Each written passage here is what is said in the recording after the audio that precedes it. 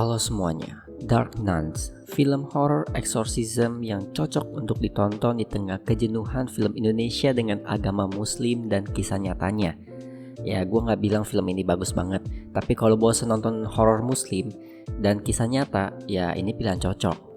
Menceritakan Suster Junia dan Suster Mikaela yang mencoba menyelamatkan seorang anak yang dirasuki oleh roh jahat. Namun proses pengusiran setan mereka diganggu oleh pastor yang tidak percaya dengan pengusiran setan. Secara premis, film ini udah gak asing ya.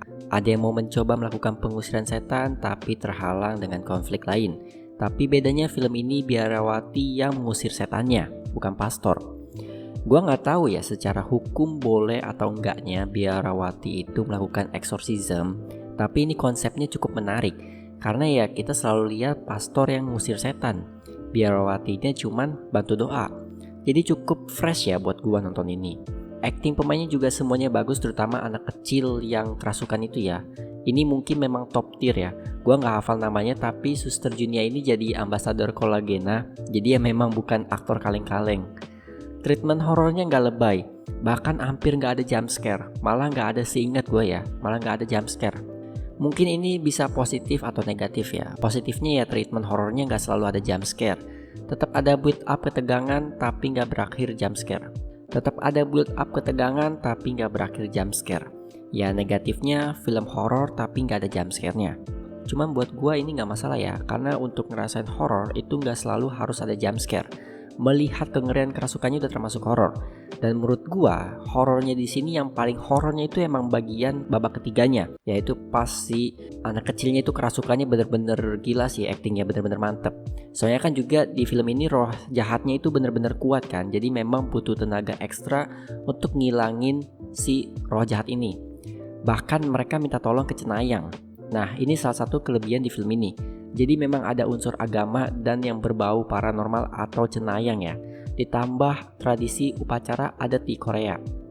Gua gak tahu nama upacaranya itu beneran ada atau enggak, atau namanya apa gitu ya. Tapi ini oke karena ngaruh ke plot.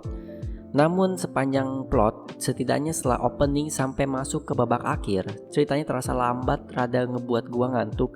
Dan kebanyakan lambatnya ini gara-gara ngebahas soal cenayang dan cara ngusir setannya. Oh ya juga ada tarot juga sih. Mungkin nanti ada yang komen berarti gue gak cocok dengan film slow pace. Ya sayangnya gue nonton Siksa Kubur dan Dune, dimana kedua film itu slow pace dan gue gak ngantuk sama sekali. Jadi memang mungkin slow pace di film ini ya gak menarik buat gue atau gak cocok buat gue. Karakter Suster Junia di film ini juga cenayang, tapi sayang banget kekuatannya dia, istilahnya keistimewaannya ya, gak dipakai secara maksimal. Bahkan Suster Mikaela yang cenayang juga kagok banget diliatin keistimewaannya dia.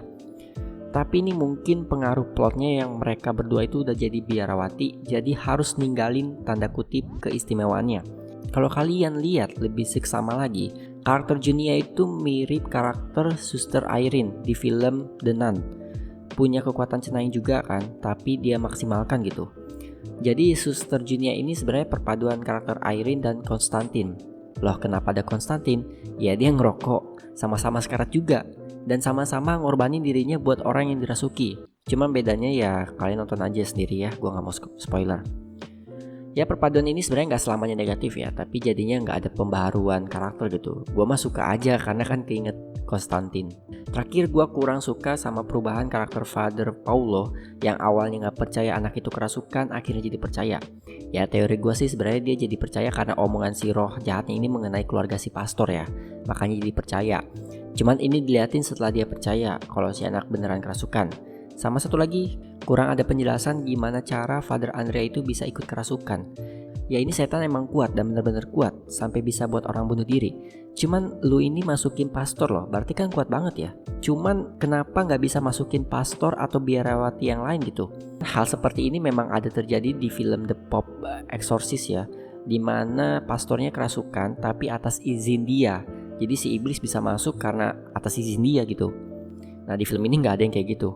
Overall ya untuk film Korea Exorcism masih boleh ditonton kalau bosan film lokal.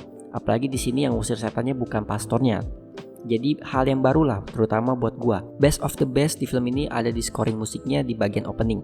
Itu benar-benar hal yang terbagus yang ada di film ini. So itu saja review dari gue. Terima kasih bagi yang sudah menonton, like, comment, dan subscribe. Gue Raki, signing out.